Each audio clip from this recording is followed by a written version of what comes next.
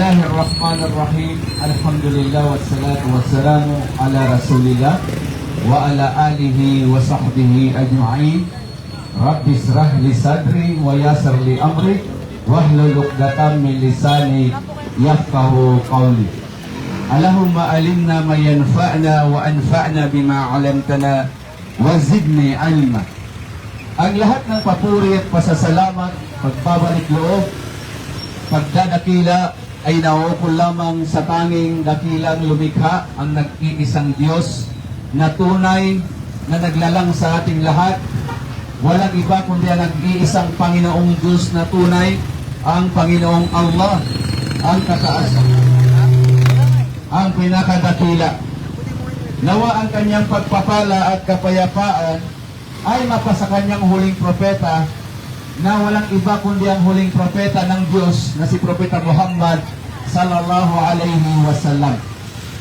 At sa lahat ng taong nagnanais na tumahak sa matuwid na landas hanggang sa huling araw, amin kayong babatiin mga magulang, mga kaibigan, mga kababayan, ng pagbati ng pandaigdigan na siyang pagbati ng lahat ng mga Muslim, pagbati rin ng lahat ng mga propeta. Assalamualaikum warahmatullahi wabarakatuh. Sa panahon ni Jesucristo, itinuro ni Jesus sa atin na tayo ay magpahayag, magparating ng kapayapaan.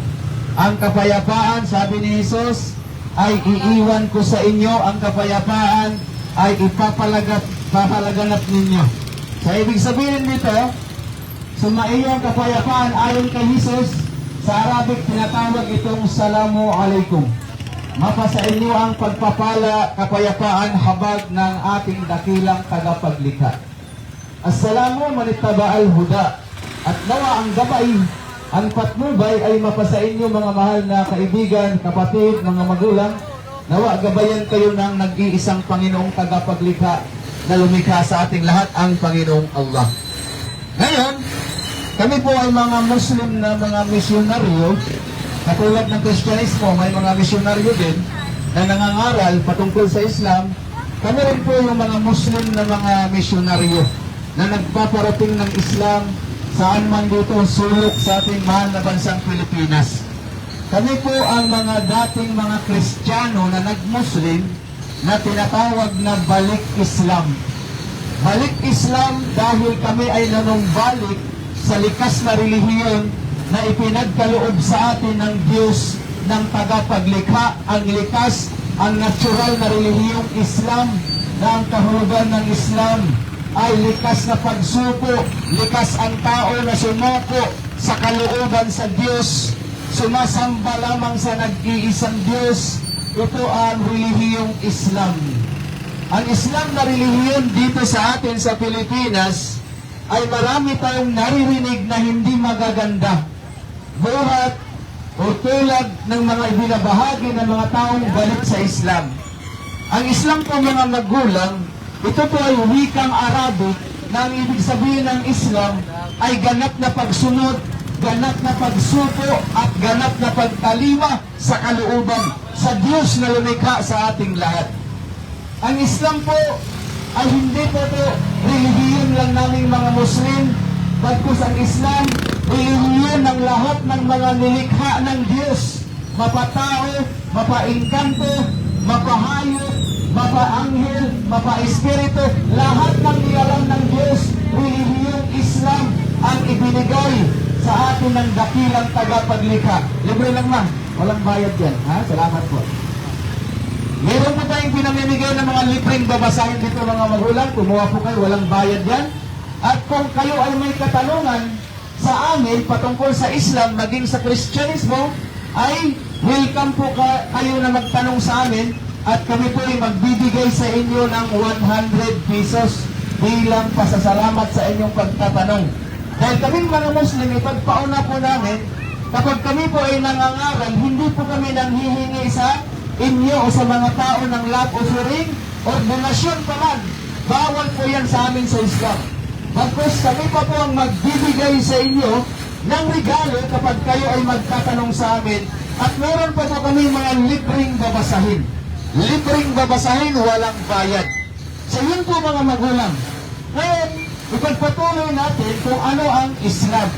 So inyong makikita, nakasulat dito ano ang Islam. Ang Islam ay relihiyon sa madaling salita. Ngunit ang Islam ay hindi lang siya relihiyon. Ito ay panuntunan, kumpletong way of life. Ganap na kumpletong panuntunan ng buhay ng isang tao. Ang Islam, relihiyon ito nung tayo ay ipinapanganak pa ng aking nanay. Dahil ito ang likas na relihiyon na ipinagkaloob ng Diyos sa lahat ng tao. Ang kahulugan ng Islam sa Tagalog ay tatlo. Ang Islam ay ganap na pagsuko, ganap na pagsunod, ganap na pagtalima sa kalooban sa nag-iisang Diyos na tagapaglikha sa ating lahat. In English, what is Islam? Islam is complete submission, complete surrender, complete obedience to the will of the Almighty God, the Creator. Yan po ang kahulugan ng Islam, mga magulang. Kaya ang Islam, nung pinanganak tayo sa ating nanay, ito na ang likas nating relihiyon. Islam, pagsuko sa kalooban sa Diyos. Lamang nung maliit pa tayo, wala pa tayong kamuang-muang, nung maliit pa tayo, wala tayong kamuang-muang, umiiyak lamang tayo, nung sanggol pa lang tayo, dinala tayo ng ating mga magulang sa simbahan para pabibinyagan, para gawin tayong Kristiyano. Doon tayo nawala sa likas na yung Islam, mga magulang, na nung pinanganak tayo sa ating nanay, tayo ay likas na sumunod sa kalooban sa Diyos. At yun ang kahulugan ng Islam, sapagkat ang Islam ay Arabic na salita, na ang kahulugan sa Tagalog ay ganap na pagsuko sa kalooban sa Diyos na tagapaglikha sa ating lahat, ang Panginoong Allah. Nawala tayo sa Islam nung tayo ay pinabinyagan sa ating mga magulang sa simbahan. Di ba? Kapag ang Katoliko na mag-asawa, nagkaroon sila ng sanggol, kanila itong pinabibinyagan sa simbahan. Para anong gawin? Para gawing Kristiyano. Kaya nga ang pare, kapag nagbinyag sa simbahan, binubuhusan ng pare ang ulo ng sanggol at binubuhusan ng tubig, holy water, at papahuran ng langis, ng mantika o langis, at sasabihin ng pare, simula sa oras na ito, sanggol, ikaw ay isang ganap ka na na Kristiyano. Ha? Doon lang po nagiging ganap ang sanggol na isang Kristiyano pagkatapos siyang mabinyagan sa simbahan sa pare. Diba? Dahil kung Kristiyano na ang sanggol na pinapanganak ng kanyang nanay, nung lumabas sa sinapupunan, marapat pa bang sabihin ng pare na simula sa oras na ito, mula sa oras sa pagbibinyag, ikaw sanggol, bibigyan ng pangalan ng sanggol. Halimbawa, ang sanggol ay si Alex. Ikaw, Alex, ikaw ay isang ganap ka na na Kristiyano. Ha? So malinaw na doon lang tayo nagiging Kristiyano pagkatapos ng binyag. Sa iba namang relihiyon, ang gawin nila ay ilulublog tayo sa tubig. Diba? Para tayo gawing Kristiyano. Kaya pagkatapos ilulublog at pinapatanggap si Jesus, sasabihin nila, ikaw ay isa ng Kristiyano. Ha? Pero meron tayong likas na relihiyon, mga magulang. Natural na relihiyon na pagsuko at pagsamba sa nag-iisang Diyos. At ito ang kahulugan ng Islam. Kaya ang Islam, mga magulang, na relihiyon, hindi ito bagong relihiyon, bagkus ito ang relihiyon na original nating relihiyon nung inilabas tayo sa ating nanay, dahil ang ating original na relihiyon ang paniniwala sa nag-iisang Diyos, magsamba lamang sa nag-iisang Diyos, at yun ang kahulugan ng Islam. At ang Islam, mga magulang, hindi ito bagong relihiyon. Bagkus ito ang kauna-unahang relihiyon na ipinagkaloob ng Diyos sa sangkatauhan. Dahil ang Islam, ito ay batas ng Diyos, tinatawag ito na Sharia law, batas ng Diyos na kanyang ibinaba dito sa lupa para gawing panuntunan ng buhay ng lahat ng tao. Kaya ang lahat ng tao, dapat hawakan natin ang relihiyon galing sa Diyos. Kaya ang Islam, walang taong nagtatag ng relihiyong ito. Hindi ito itinatag ni Muhammad, bagkus ang Islam, ang nagtatag nito ay ang dakilang tagapaglikha na lumikha sa ating lahat, ang Panginoong Allah. Ano ang patunay? Sinabi po ng Diyos na tagapaglikha sa banal na Quran, wa aqimi wajhaka lilladina hanifa fitratallahi allati fatara nasa alaiha. Sabi ng Diyos na tagapaglikha, o kayong mga tao, kayo ay humawak ng mahigpit sa likas na relihiyon, ang relihiyong Islam, na kung saan ang relihiyong Islam, pagsuko sa kalooban sa Diyos. Pagsuko sa kalooban sa Diyos. Lahat tayong mga tao, nais nating sumuko sa kalooban ng Diyos. Walang sino sa ating mga tao na gustong sumuko kay Satanas o gustong sumuko kay Lucifer o demonyo. Lahat tayo gustong sumuko sa Diyos, at yun ang kahulugan ng Islam, submission to the will of God, the Almighty Creator. Kaya sabi ng Diyos, hawakan yung mahigpit o mga tao ang likas na relihiyong pagsuko sa kalooban sa Diyos. Islam, mga magulang. Kaya sinabi ng Diyos sa tagapaglikha sa banal na Quran, inna dina indallahil Islam. Sabi ng Diyos, sabi ng Panginoon, at katotohanan, ang relihiyon na saganang galing sa dakilang tagapaglikha, ang nag-iisang Diyos ang Allah, ay Islam. Pagsuko sa kalooban sa Diyos. Yun po ang kahulugan ng Islam, mga magulang. Alin ba ang tama? Relihiyon na galing kay pastor? Relihiyon na galing sa pari? O relihiyon na galing sa Diyos na tagapaglikha? Lahat tayo magsasabi, ang tama, ang relihiyon na galing sa dakilang tagapaglikha. Ang pagsuko sa kanyang kalooban, at yun ang kahulugan ng Islam. Lamang ang Islam dito sa ating Pilipinas na mahal na bansa, marami tayong nasasagap na maling balita na ang Islam ay masasama, ang Islam ay nagpapasabog, nagtuturo ng terorista, kung ano-ano pa mga masasama na ating naririnig. Muslim matatapang, Muslim maraming mag-asawa, no? Napakasama ng ating mga naririnig. Hindi natin alam ang kahulugan ng Islam. Ang Islam ay pag-surrender, pagsuko, pagsamba sa nag-iisang Diyos na tagapaglikha. Kaya mga magulang, ang Islam na relihiyon ito na ipinagkaloob sa atin ng Diyos na pagsuko lamang sa Kanya at pagsamba sa Kanya. Ang Islam, mga magulang na relihiyon, ito lamang ang relihiyong malinis pagdating sa pagsamba. Ang Islam na relihiyon ay nagtataglay ng dalisay na kalinisan pagdating sa pagsamba. Dahil ang tinuturo ng Islam, mga magulang, kapag tayong sumamba bilang mga tao, direct lang tayong sumasamba sa dakilang tagapaglikha na lumalang sa ating lahat. Ang Islam nagtuturo kung sino ang Diyos, ang Panginoon na lumikha sa ating lahat, nagpahiram ng ating buhay, babawi ng ating buhay, sa Kanya lang tayo sasamba, mga magulang. Sa Islam, nagbabawal ng pagsamba sa mga Diyos-Diyosan. Bawal sa Islam ang pagsamba sa mga nilikhang bagay. Tao man yan, propeta, anghel, espiritu, kahoy, bato, basta nilikha, mga magulang, ipinagbabawal yan ng Diyos at ng pananampalatayang Islam na tayo ay magtambal ng pagsamba na sa dakilang tagapaglikha lamang tayo sasamba.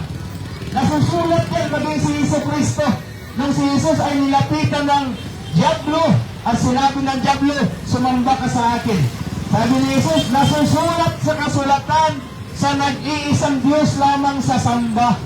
Kaya ang Pangulong Kautusan ni Hesus Kristo, mga magulang, ay malinaw ang kanyang Pangulong Kautusan. Saan nating mababasa ang kautusan ni Hesus Kristo? Sa Marcos 12:29.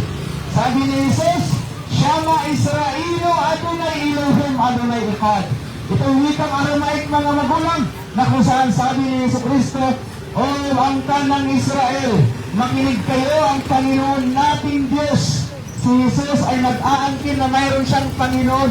Ang Panginoon nating Diyos, ayon kay Jesus, ay nag-iisang Panginoon lamang. Kung kaya't ibigin ninyo ng buong lakas, sambahin ninyo ng buong puso, buong kaluluwa, at buong isip ang nag-iisang Diyos, mga magulang.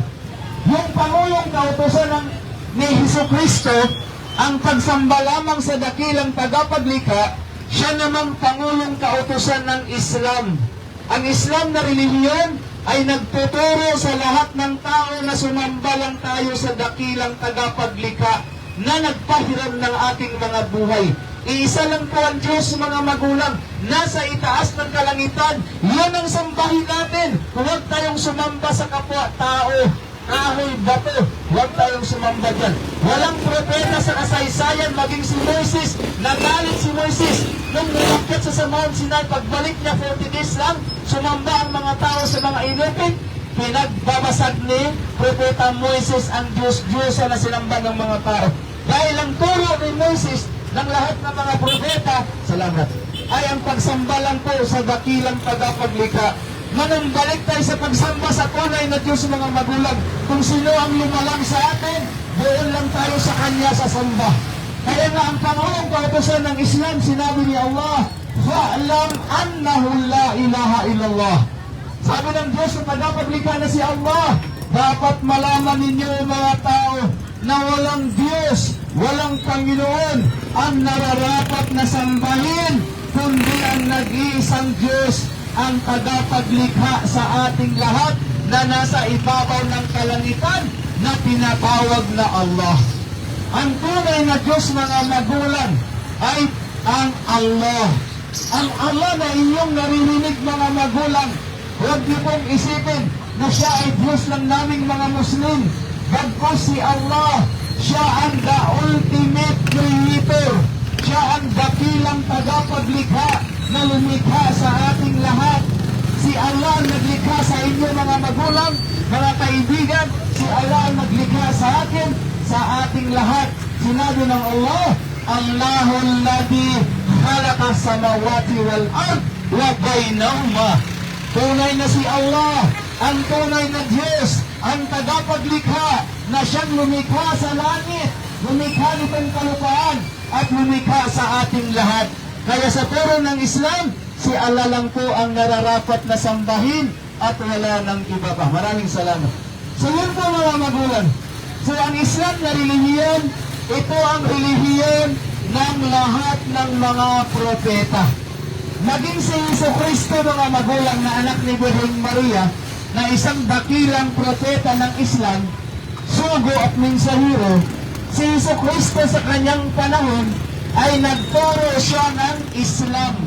Ang itinuturo ni Jesucristo sa kanyang panahon ay pagsuko sa kalooban sa Diyos. At yan ang kahulugan ng Islam. Submission to the will of God. Yan po ang Islam. Inaratik lang natin. Sa Tagalog, ang Islam, pagsuko, pagtalima, pagsunod sa kalooban sa Diyos na tagapaglikha sa ating lahat. Kaya ang turo ng Islam, ang dapat sambahin, ang nag-iisang Diyos lamang, ang Panginoong Allah. Huwag tayong sumamba sa tao. Ang tao ay hindi nararapat sambahin. Si Birheng Maria nanganak, ang anak ni Birheng Maria, dahil si Maria ay tao, tao din ang kanyang anak. Anong pangalan ng kanyang anak? Mababasa natin sa Mateo 1:21 na si Maria ay mabubuntis at magdadalang anak ng tao at pangangalanang Jesus, sapagkat iligtas ni Jesus ang kanyang bayan sa bayan ni Israel. So malinaw po, kaya si Jesucristo sa Islam, amin siyang minamahal, pinaniniwalaan bilang dakilang propeta, bilang dakilang sugo, at dakilang mensahero lamang, mga magulang. Si Jesucristo, kapag nag-Muslim tayo, hindi natin tinatakil. Kapag nag-Muslim tayo, dito natin ipanama ang tunay na pagmamahal kay Jesus bilang isang dakilang propeta, dakilang sugo, at dakilang mensahero lamang. Marami pang propetang nauna kay Jesus, mga magulang. Ha? Kilala natin si Propeta Moises, Propeta Abraham, Propeta Solomon, Propeta David, Propeta Noah, Propeta Adan, Propeta Isaac. Napakaraming propetang nauna pa kay Jesus. Ang mga propeta, sila ay mga tao na hiniram ng Allah, ng Diyos, bilang huwaran at dapat pamamarisan. Kaya nga sinabi ni Allah sa banal na Quran, Mal Masihu Isa ibnu Maryam illa Rasul kad kalat min qablihi mir Rasul wa ummuhu sadika kana yakulani kaan. Sabi ng Diyos, libre siya, libre po. Pag may tanong kayo, may regalo 100. Ha? Pagtanong kayo mga magulang, may 100 po kayo kami na ibigay sa inyo. Ha? Huwag po kayong mahiyang magtanong. Please lang po, kahit anong klaseng tanong, welcome po kayo na magtanong sa amin. Ha? At meron po tayong mga libreng babasahin dito. Ha? Meron po tayong babasahin na pinamimigay. Walang bayad po yan, libre po yan. Tagalog po yan, ha? Ha? Maintindihan natin kasi Tagalog yan. So, ipagpatuloy natin mga magulang. Ang lahat ng mga propeta, magmula kay Adan, kay Noah, kay Abraham, kay Moises, kay Jesucristo, kay Muhammad, lahat sila ay mayroon isang relihiyon at pananampalataya sa kanilang magkakaibang panahon. Na ang relihiyon ni Jesucristo ay hindi po Kristyanismo. Ang relihiyon ni Jesucristo ay Islam, sapagkat ang kahulugan ng Islam ay pagsuko sa kalooban sa Diyos. Di ba sinabi ni Jesus, sundin ang kalooban ng Diyos dito sa lupa hanggang sa langit. Yan ang turo ni Jesucristo. Sundin natin ang kalooban ng Diyos. At ang kahulugan ng pagsunod sa kalooban sa Diyos, Islam po mga magulang. In Arabic lamang natin. Islam is total complete submission to the will of God, the Almighty Creator. Yun po ang kahulugan ng libre po yan, sir. Salamat po. Thank you. So meron tayong mga libreng babasahin mga magulang, kumuha po kayo. Wala pong bayad yan. Libre lang po ha. Yan ay libre. At kung meron po kayong mga tanong, maaari kayo magtanong sa amin. Bibigyan namin kayo ng 100 pesos. Sige, kung alam po kayo, libre po yan ha. Sana gabayan po kayo ng dakilang tagapaglikha. Ha? Gabayan na kayo sa katotohanan. Maging bukas ang ating kaisipan mga magulang sa pagsasaliksik ng katotohanan. Ha? Kasi ang relihiyon na ating niyayakap ay minanaman po natin sa ating mga magulang. Ha? Lahat po tayo ay Islam po ang ating relihiyon nung pinanganak tayo sa ating nanay. Ginawa lang tayong Katoliko o anumang relihiyon dahil sa ating mga magulang dahil pinabibinyagan tayo sa kanilang relihiyon. Lang yun ma'am, wala pong bayad yan ha? Okay. Kung may tanong po kayo, magtanong po kayo at ating sasagutin. Mayroon po kayong regalo sa amin na 100 pesos. Ha? Yan, marami pa tayong babasahin mga magulang, mga kaibigan. Kuha lang kayo ng libreng babasahin, Tagalog po yan. So ako po ay taga-Kupang din, taga dito sa atin din, taga Puro 4. At tayo po ay, kami po yung mga tinatawag na balik Islam. Mga dati pong mga Kristiyano na nag-Muslim, at bilang isang Muslim, tungkulin po namin sa inyo na ibahagi ang aral ng Islam. Na walang paninilit, no? Wala pong sapilitan pagdating sa reliyon. La ikraha fid din. Walang sapilitan sa reliyon. Katabaya rusho minal ghay. Dahil ang katotohanan ay napakahayag ang katotohanan at ang kamalian ay napakaliwanag din. Napakahayag din. So, amin lamang magbahagi sa inyo ng aral ng mensahe pabuhat sa dakilang tagapaglikha. Buhat pa sa nag-iisang Diyos na ating tagapaglikha na mensahe na itinuro, ipinangaral ng lahat ng mga propeta. So kaming mga Muslim, mga magulang, mga kaibigan, ay nagmamahal at naniniwala sa lahat ng mga propeta.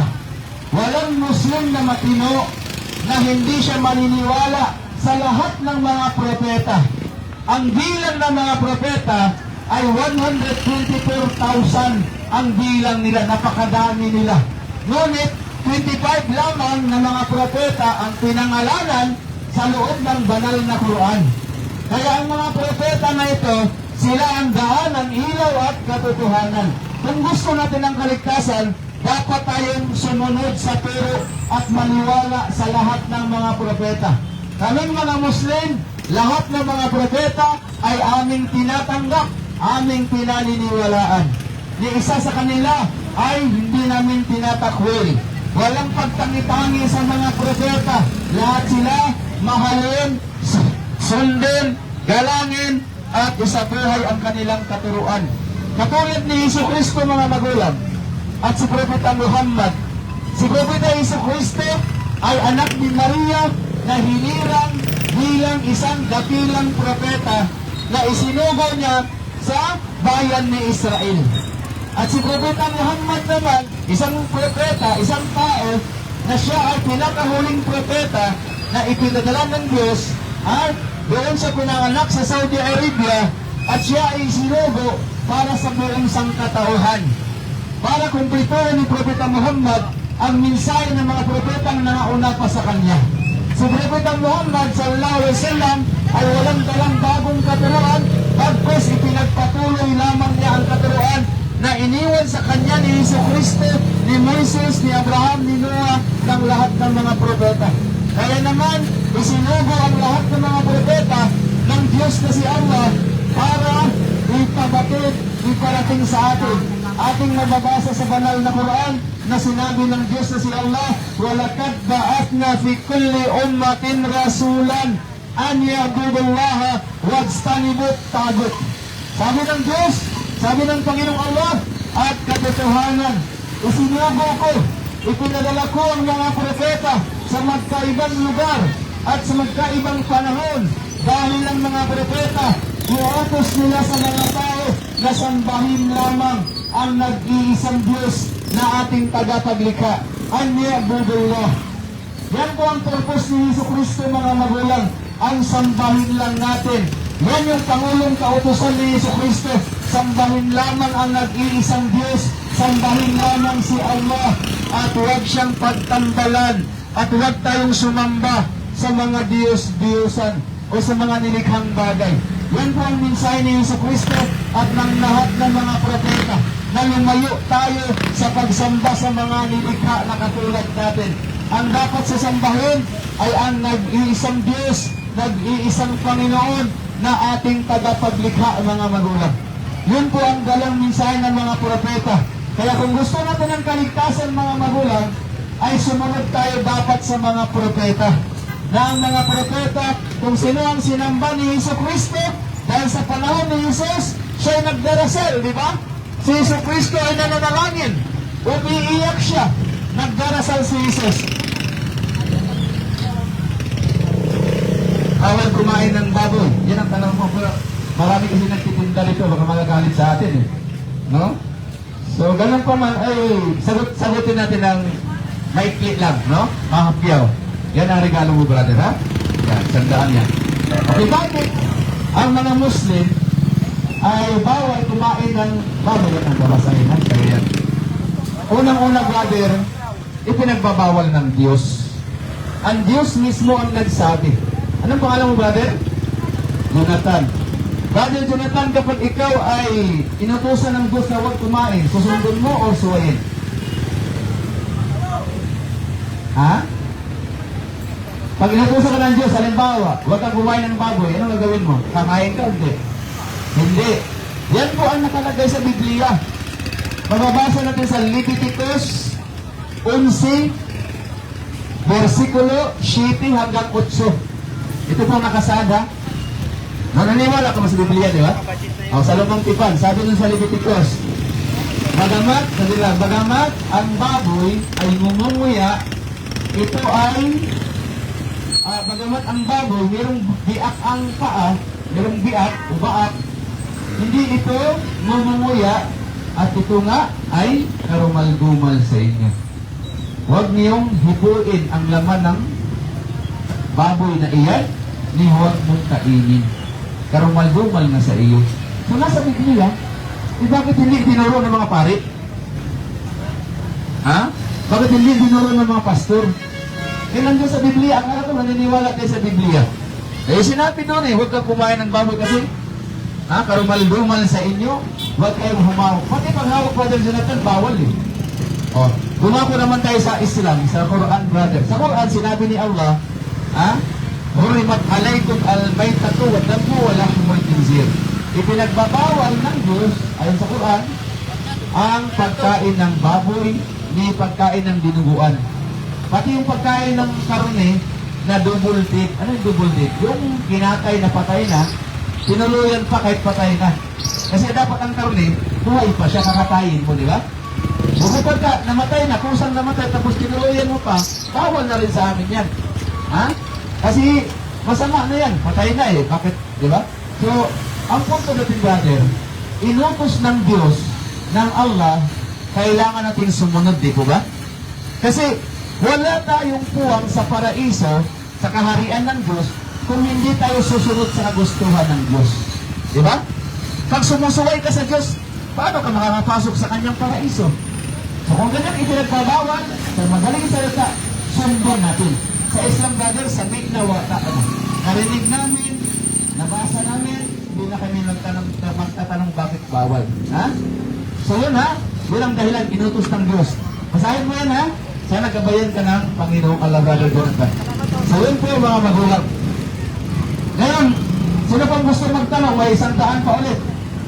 At meron pang libreng babasahin. Kasi kaming mga Muslim, kami lang po ang relihiyon dito sa balat sa lupa na hindi po kami nanghihingi sa mga tao. Minsan umaakyat kami ng bus, nagpapahayag kami ng Islam, hindi kami nanghihingi sa mga tao. Bawal sa amin yan. Ang sa amin, maghatid lamang ng mensahe. Wa ma'alayna ilal balagul mubin. Wala kaming tungkulin bilang mga Muslim.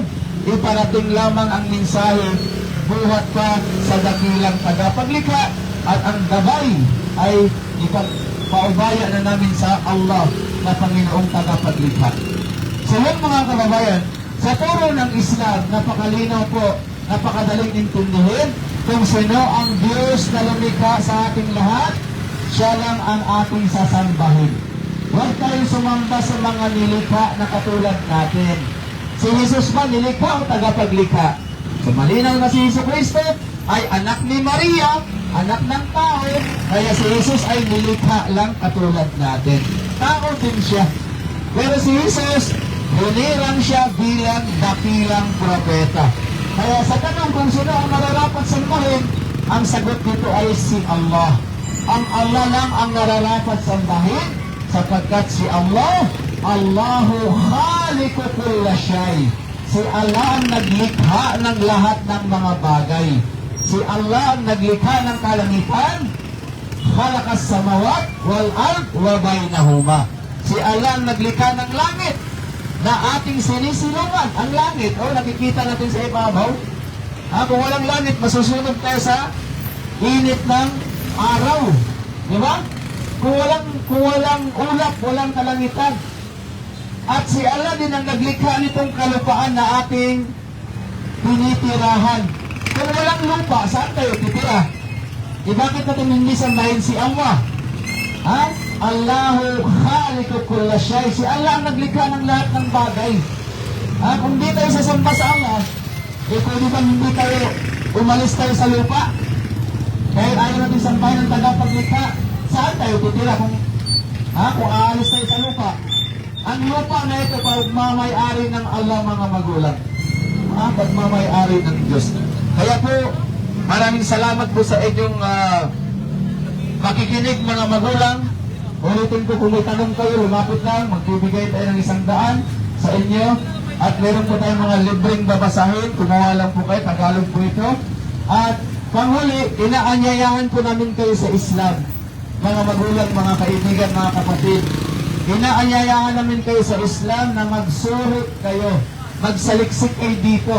Kung kayo sa reyong Kristiyanismo, palipat-lipat kayo, kung galing kayo ng Katoliko, nagpunta ng Bulagi, nag-Iglesia, nag-Pentekostal, nag-Sabalista, nag-Datingdaan, nag-Pentekostal, o Aglipa, El Shaddai, o anong mga sikta, dahil napakaraming sikta dyan, isama niyo po ang Islam sa inyong pananaliksik. Pakisama po ang Islam. Wala namang mawawala sa atin kapag nagsasaliksik tayo, di ba? Bagkus, masusumpungan natin ang ating kaligtasan sa kabilang buhay sa paraiso. Dahil makilala natin ang tunay na Diyos na ating dapat sambahin na tagapaglikha. Kaya mga magulang, gamitin natin ang ating talino, binigyan po ng talino ng Allah, ng Diyos. Ito ang dapat nating gamitin. Lalo't kaluluwa ang nakasalalay sa atin. Huwag nating gamitin ang emosyon o damdamin. May mga tao kasing nagsasabi, dito na ako namulat, dito na rin ako mamamatay. Yan po ay maling kasabihan mga magulang. Kung halimbawa, ikaw ay pinanganak na mahirap, hindi ka na lang ba magsikap para umunlad naman at umasinso ang buhay? Hahayaan mo ba na naghihirap ka habang buhay? Diba, nagsisikap tayo para, nagpupunyagi tayo para umasinso, para gumaan ang pamumuhay. Ganon din po, kung ang kinagisnan mo ay maling relihiyon, maling pagsamba ng Diyos, maling Diyos ang sinasamba mo, aba, hindi ba tayo mag-isip? Hindi ba tayo magsuri? Kaya nandito kami mga magulang, bilang mga Muslim, meron tayong dalang libreng babasahin, ha? Walang bayad.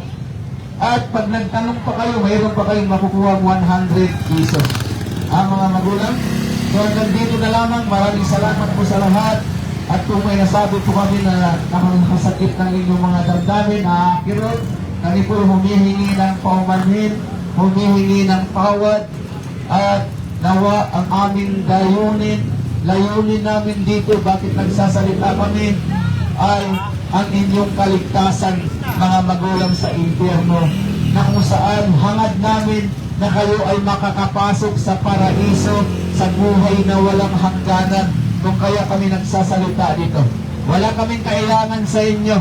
Ang Islam ay hindi nangangailangan ng membro. Bagkus tayong mga tao, ang kailangan natin ang Islam. Dahil sabi ng Diyos, ng dakilang tagapaglikha na lumikha sa atin na si Allah, nagbabala siya, kanyang sinabi sa Quran, وَمَنْ يَبْتَغِي غَيْرَ الْإِسْلَامَ دِينًا فَلَنْ يُقْبَلَ مِنْهُ وَهُوَ فِي الْآخِرَةِ مِنَ الْخَاسِرِينَ. Sinabi ng Diyos, sinabi ng Panginoong Allah, na ang sinumang maghangad, magnais ng iba pang relihiyon maliban ang Islam na relihiyon, meron pa siyang ninanais na mga ibang relihiyon, kailanman hindi ito matatanggap ng Diyos, ng Panginoong tagapaglikha sa Kanya. At ang kanyang magiging hantungan, haharap siya sa kabilang buhay sa Allah, sa tagapaglikha na hindi siya Islam, wala sa kanyang Islam na relihiyon, bagkus ibang relihiyon, siya ay kabilang sa mga taong talunan, na mga taong nangalugi at itatapon sa impyerno habang buhay. No? Napakasakit pakinggan, impyerno, pero yan po ang katotohanan.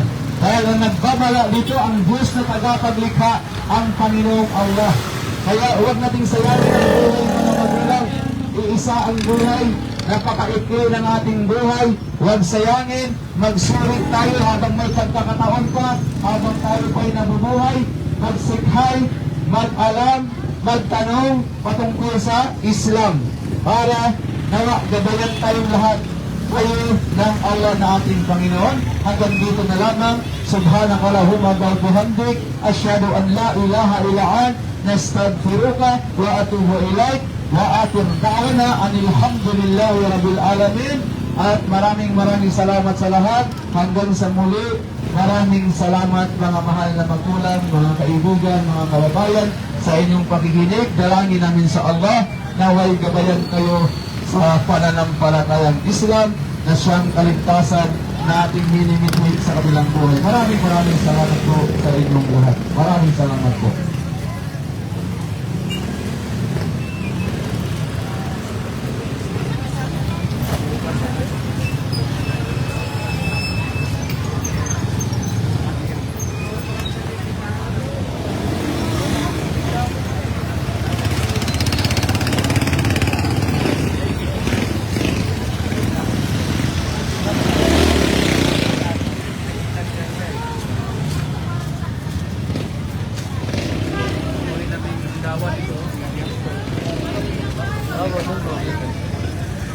So, alhamdulillah mga kapatid, nandito ang ating mga kapatid na ating kasama doon sa dawa.